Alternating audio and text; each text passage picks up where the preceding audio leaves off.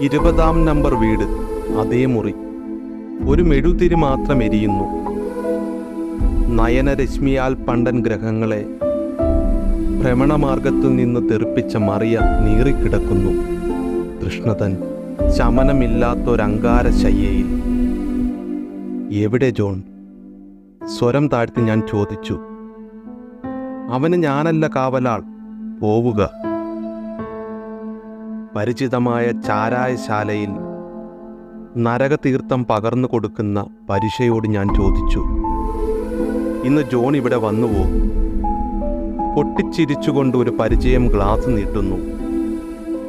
താൻ എവിടെയായിരുന്നു ഇത്ര നാളും കവി? ഇത് ചെകുത്താന്റെ രക്തം, കുടിക്കുക. ഇവിടെയുണ്ടായിരുന്നു ജോൺ. എപ്പോഴോ ഒരു ബൊഹീമിയൻ ഗാനം പകുതിയിൽ പതറി നിർത്തി അവൻ ഇറങ്ങിപ്പോയി. അവന്